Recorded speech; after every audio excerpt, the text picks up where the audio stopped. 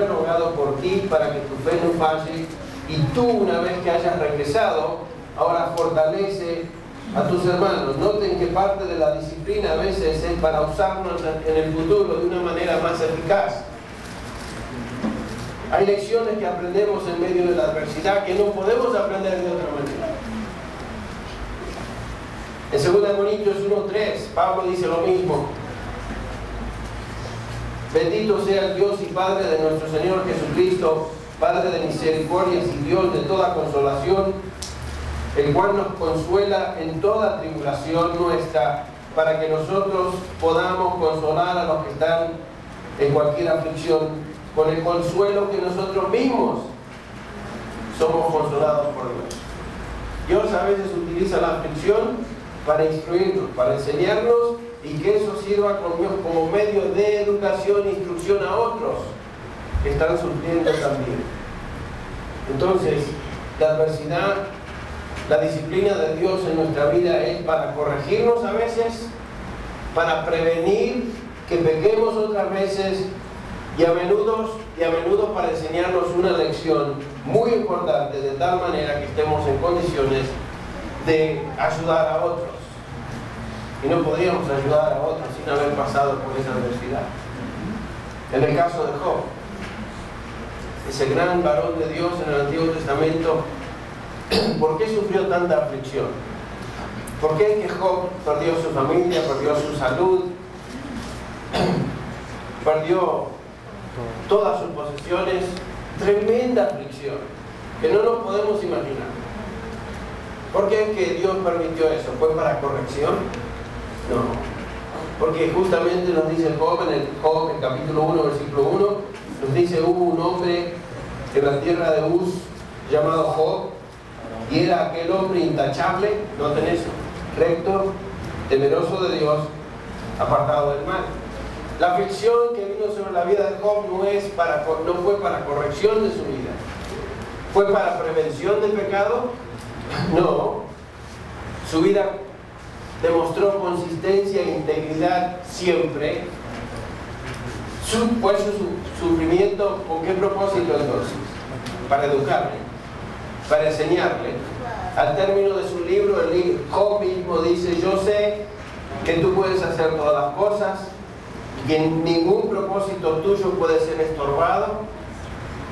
¿Quién es el que oculta el consejo sin entendimiento? Por tanto, he declarado lo que no comprendía, cosas demasiado maravillosas para mí que yo no conocía. He sabido de ti de oídas, pero ahora mis ojos se ven. La aflicción cumplió el propósito de educar, enseñar a Job, de llegar a conocer a Dios de una manera que él no conocía a él antes. Y justamente el por qué el Señor a veces permite en nuestra vida, como hijos suyos, intensa aflicción, es para llegar a conocer a Él mejor. Jeremías 9:23 nos dice, y 24, que no nos gloriemos en nuestro poder o en nuestras posesiones. El que se gloríe en esto, que me entiende y me conoce. Dios permite la aflicción en nuestra vida a veces justamente con ese propósito. Quiero que tú me conozcas mejor, de una manera más íntima. Y no puedes llegar a eso hasta que yo te entrene, te eduque, te enseñe por medio de intensa aflicción. Gracias a Dios por la aflicción en nuestra vida. Ahora, el autor de Hebreos, de regreso a nuestro capítulo 12, escribe a estos creyentes judíos que estaban pasando por intensa aflicción, y comienza el versículo 5 con una referencia a Proverbios 3, 11 y 12, con la que sin duda ellos estaban sumamente familiarizados. Además, habéis olvidado la exhortación que como hijos se os dirige: hijo mío, no tengas en poco la disciplina del Señor, ni te desanimes cuando eres por Él reprendido, porque el Señor al que ama disciplina y azota a todo aquel que recibe por hijo. Noten que el proverbio fue escrito a judíos, particularmente con la mente de padres y su instrucción de sus hijos. Entonces, Proverbios era el manual de instrucción para guiar a los padres a instruir a sus hijos. Por eso el autor de Hebreos hace mención de ese libro del Antiguo Testamento que ellos conocían muy bien. Este pasaje de Hebreos entonces nos habla, vamos a ver, de dos respuestas equivocadas a la disciplina de Dios, dos pruebas de la disciplina de Dios que veremos y finalmente dos productos de la disciplina de Dios.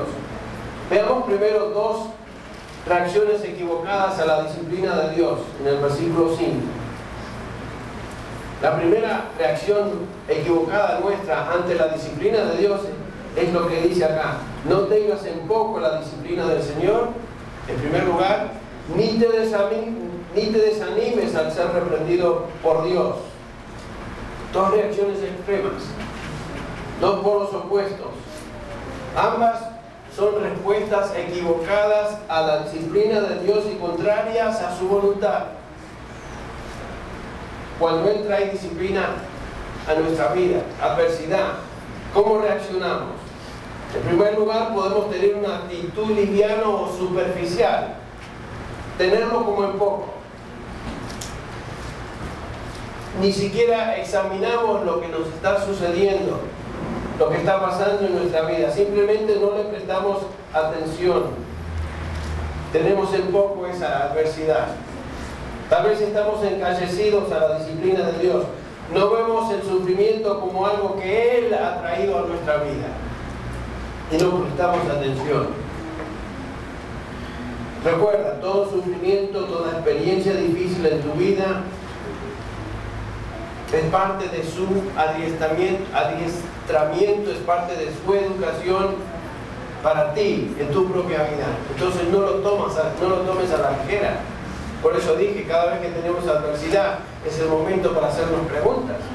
Es el momento para examinarnos y decir, ¿qué está pasando? ¿Qué es lo que Dios está tratando de lograr en mi vida? Si no lo hacemos, estamos teniéndolo en poco. Una experiencia difícil tomada a la ligera nos expone entonces a que Dios intensifique esa aflicción y la haga aún más severa. Entonces, pregunta, ¿qué está sucediendo en tu vida? Haz inventario. ¿Crees que es un accidente? ¿Estás esperando de que se pase rápidamente? ¿No le prestas atención? Si no lo haces, el Señor lo va a hacer más notable. No seamos como el mulo, ¿no es cierto? Nos dice la palabra que necesita que no puede responder hasta que recibe una azote severa. A veces somos así como hijos de Dios. Entonces, cuando viene la adversidad, lo primero que hacemos, Señor, ¿qué está sucediendo? Ayúdame a entender. La otra reacción extrema a la adversidad de Dios es lo que nos dice ahí en la segunda parte: ni desmayes cuando eres reprendido por Él. Esta es la persona que reacciona en depresión ante la adversidad.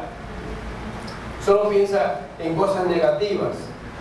Depende en pastillas tal vez para sentirse mejor, o tiene que ir al psicólogo, o de alguna manera cae en la depresión porque no está examinando ni está evaluando lo que sucede en su vida. Esta es la persona que piensa que es una víctima por lo que le sucede y se rinde entonces ante la reprensión que viene de Dios.